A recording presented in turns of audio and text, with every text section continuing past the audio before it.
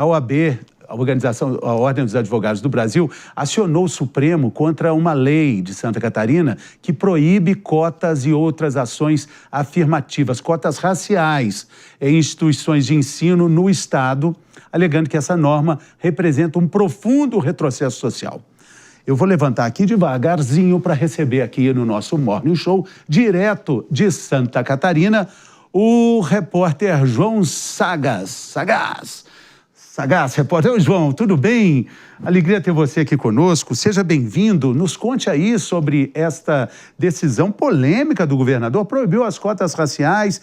O que ele alegou com essa decisão? Ele, na verdade, ele sancionou um projeto que foi aprovado pela Assembleia Legislativa do Estado, né?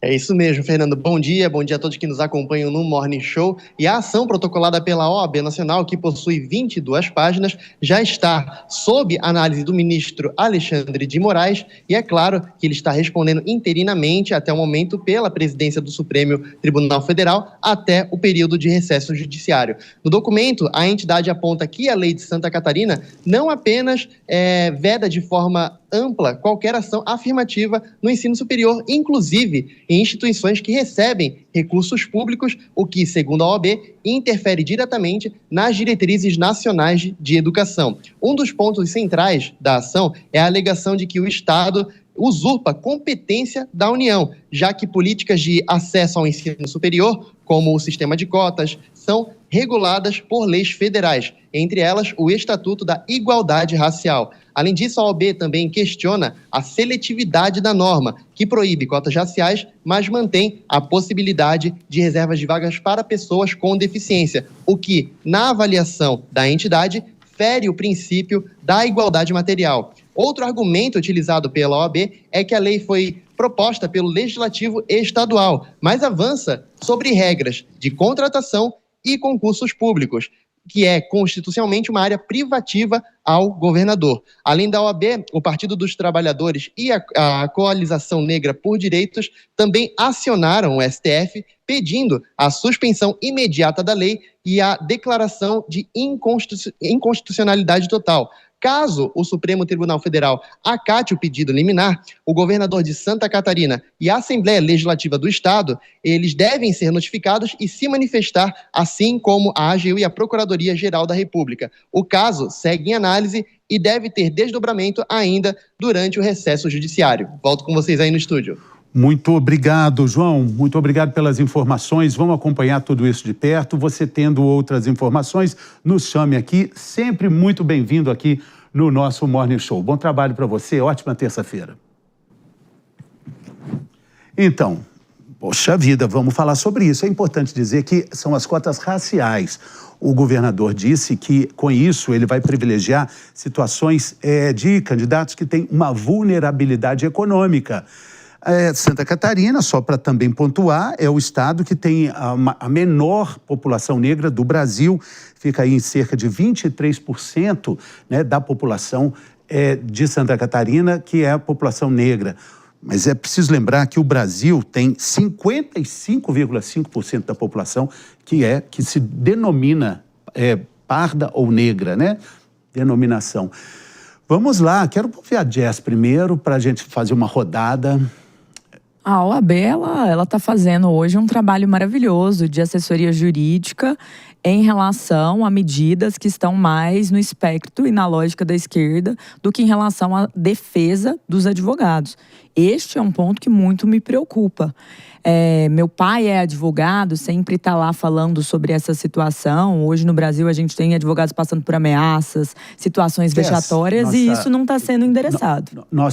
Só interferência aqui para a gente voltar para a rádio, agora sim, a enorme audiência da Rádio Jovem Pan, ouvindo nossa Jess, nossa princesa agridoce, contestando a decisão da OAB em interferir nessa situação onde o governo de Santa Catarina, a gente fez um link lá com Santa Catarina, que está eliminando a política de cotas raciais em todo o estado.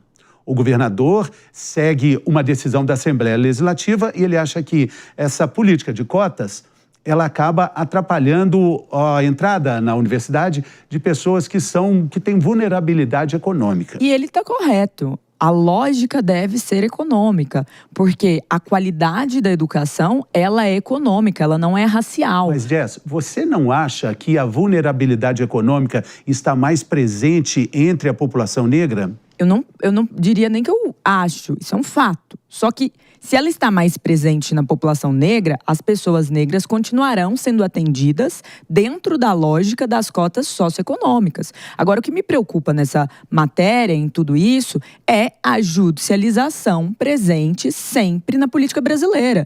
Veja que aqui esse foi um processo que passou por toda a esfera legislativa, foi sancionado e a OAB não eleita ali decide que não, vamos judicializar porque é inconstitucional. E não é inconstitucional. O argumento é péssimo. Por que o argumento é péssimo? Olha para o estado de São Paulo. A USP seguiu as determinações das universidades federais? Não, porque a USP é uma universidade estadual, tal qual as universidades às quais a medida se dirige.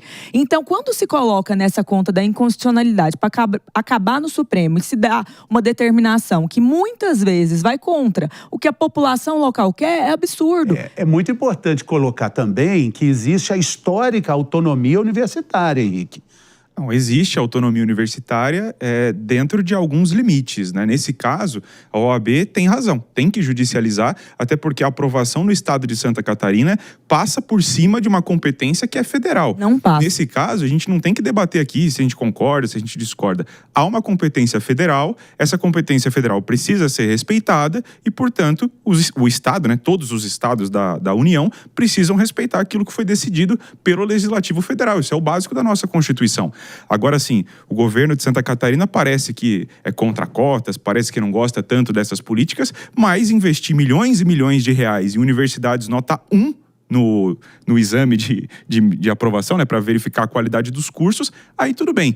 Teve universidades lá, daquele Unamed, né, Unamed, que é o exame que mede a qualidade das universidades, teve universidade que recebeu mais de 30 milhões, né? Mas isso aí tudo bem. Agora, cotas e políticas de inclusão para melhora do ensino, para melhora da população catarinense, aí parece que o Estado não gosta tanto. Vale trazer um ponto aqui do que você falou, que você me permita discordar mais uma vez hoje nessa manhã, que é dizer que um governo que está trocando um modelo por um outro que visa aquele mais pobre, que eventualmente não tem acesso ao ensino, dizer que esse governo ele é contra a inclusão, ele é contra a promoção, o desenvolvimento, para que aquele cidadão que é pobre, que não tem acesso a uma qualidade boa de educação, ele possa sim começar a acessar esse tipo de ensino, aí também, né, mais uma incoerência que a gente está encontrando nessa manhã. E tem um outro ponto que eu queria aqui, até como advogado, defender a OAB, é que não é a OAB que julga se aquilo cabe ou não cabe. A OAB, ela está, neste momento, agindo em favor de uma minoria, já que a gente fala de 23% da população de Santa Catarina, que já foi muito bem dito, pode até já estar sendo abarcada pela medida socioeconômica, e isso está na Constituição Federal, no artigo 103, inciso 7. A OAB, a Ordem dos Advogados do Brasil, ela tem legitimidade de propor ação direta de inconstitucionalidade. Então, com certeza, ela foi provocada, ela se sentiu motivada. Então, quando alguém fala, a OAB não deveria fazer, deveria. Por quê? Ela é parte fundamental do sistema de justiça do nosso país. Mas não é não deveria no sentido de que não se tem legitimidade, é um não deveria no sentido de que se há várias outras questões em relação aos advogados do Brasil em que a OAB não está interagindo na mesma proporção, mas em questões mais correlacionadas a pautas à esquerda, ela tem sido muito mais vocal. E até endereçando o ponto do Henrique. Lei de cotas, a Lei de Cotas 2711, que foi sancionada pelo presidente Lula em caráter paliativo, não era para ser para sempre, ela diz respeito aos institutos federais, às instituições de ensino federais. Aqui existe uma separação de autonomia dos institutos federais dos institutos estaduais. Por isso, meu exemplo é a Universidade de São Paulo, estadual, Unicamp, estadual. Tal como as universidades, a que essa lei agora, essa lógica da sanção e do fim da cota racial se dirigem, é de autonomia das universidades estaduais. Tanto é que mesmo depois da lei de cotas, a Universidade de São Paulo, a USP, só teve a divisão e o início das cotas propriamente dito, antes era um sistema de bonificação, mais de 6 anos depois por decisão da própria universidade. Então, existe esse aspecto de separação, a lei federal da lógica de cuidado estadual ou até mesmo municipal. O fato é que esse debate está dando piqui pra manga. Tô achando que hoje tá faltando gongo, hein? O sininho tá faltando bater. Pra acabar com o piqui do Goiás. Ô, Fernando, só uma correção. O nome do exame que as universidades tiraram nota 1 é ENAMED. E que o governador de Santa Catarina investiu milhões de reais em bolsas para que estudantes estudassem nessas escolas que tiraram nota 1. Eu vou ler 2 comentários aqui. A Valinda Góes, ela está dizendo, uma lei que proíbe cotas, que absurdo! Exclamação. O Ronaldo Pereira de Melo está dizendo, infelizmente, a OAB sempre na contramão da coerência. Queria colocar no debate uma questão importante da reparação histórica com a população negra no Brasil.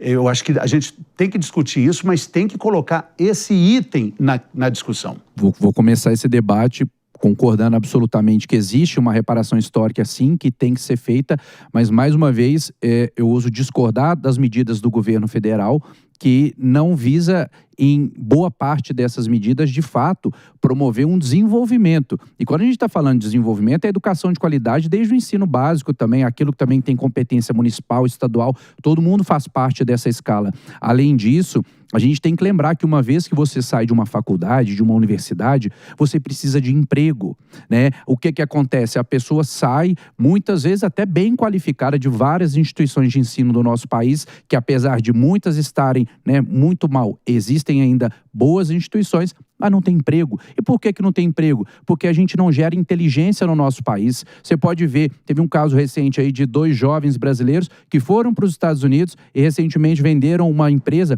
por bilhões. Por que essa empresa não foi desenvolvida aqui? Porque a tecnologia é sim acessível para o nosso país. Eles poderiam ter gerado empregos aqui, impostos aqui e promovido o desenvolvimento econômico. Então, Fernando, a reparação histórica, ela sim, na minha opinião, tem que ser feita. Só que ela tem que ser feita com inteligência. Não da forma como nós vemos hoje, que vira uma pauta de eleição, então sempre em ano eleitoral isso ganha mais visibilidade e depois se esquece. Afinal de contas, a gente não muda um histórico de preconceito e de uma cultura que precisa, sim, de correção através só de voto na urna. A gente muda de educação no dia a dia. Muito bem. Jéssica, quer pontuar? Não, eu concordo completamente com o Matheus aqui em relação a isso.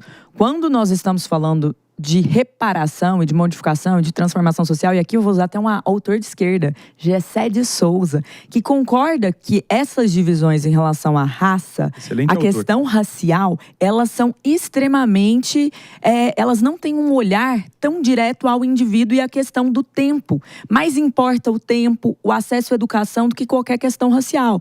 Reparar é olhar para o passado e pensar onde erramos e como criamos estruturas para a saída de uma vulnerabilidade econômica. Isso se chama emprego, qualidade e renda. Eu queria pedir para o nosso sonoplasta depois preparar um aleluia, porque eu vi um momento que eles concordaram aqui. Eles concordaram. A primeira concordância que eu vejo dos dois. Glauco, sempre atento, Glauco Show. O menino é rápido, né, rapaz? Muito bom, muito bom. Ele já estava no aleluia. Você citou um autor que o Henrique lê também. Ah, não, mas ele é ruim. Eu não acho ele bom, não. Só pra ser claro. Eu usei porque ele precisa concordar. Você viu que ele disse é bom, então ele caiu no meu bait. Não, mas não acho um bom autor. É bom. Mas assim, a questão de cotas raciais, é legal a gente citar que os números mostram que os alunos cotistas e tudo mais, no geral, têm bom desempenho na universidade. E fora que nós estamos vivendo um processo de aumento nessa questão de emprego, aumento nessa questão de renda. Até você citou aí a questão de benefícios, a gente consegue ver que o Bolsa Família, no último ano, a gente teve mais de 1 milhão de pessoas que deixaram de ganhar o benefício porque tiveram uma melhora na renda. Então, isso prova que esses investimentos, que vocês falam que é um assistencialismo barato, a direita, boa parte da direita diz que é um assistencialismo barato, na realidade transforma vidas, melhora a vida de muita gente e melhora a vida do Brasil como um todo. O Bolsa Família, que foi criado, que surgiu a partir de medidas liberais da Universidade de Chicago, a Escola de Chicago. É um programa de direita. É um programa de renda. Com o FHC, com o Fernando Henrique Cardoso. Então fala pra direita começar a apoiar também. Não falo, direita, dá uma olhadinha aí, Universidade de Chicago, não deixa a esquerda sequestrar a identidade e quem fez esse programa. Quem fez esses programas foram personalidades, economistas de direita da Universidade de Chicago, nos Estados Unidos. Fica aí, Estados Unidos, vamos criar políticas boas aí, porque nos Estados Unidos vocês sabem como é que funciona. Mas eu tô mais preocupado com o Brasil nesse momento que com os Estados Unidos, né? Então vamos falar com nosso povo aqui do Brasil. Funcional. Nós temos um Bolsa Família funcional, nós temos um SUS funcional, nós temos políticas públicas SUS funcional foi uma novidade. Funcional é um termo bem relativo. Achei interessante esse termo, que é quando você não quer dizer que poderia funcionar muito melhor, aí você chama de... eu conheço eu tive um relacionamento funcional. É aquele meia boca, que de vez em quando faz bem, de vez em quando faz mal. Eu gosto do SUS, acho sim que ele tem que ser bem investido, bem aprimorado. Agora, chamá-lo de funcional é realmente dizer, às vezes ele funciona e às vezes não. O SUS é um exemplo mundial, né? Vamos ser sinceros.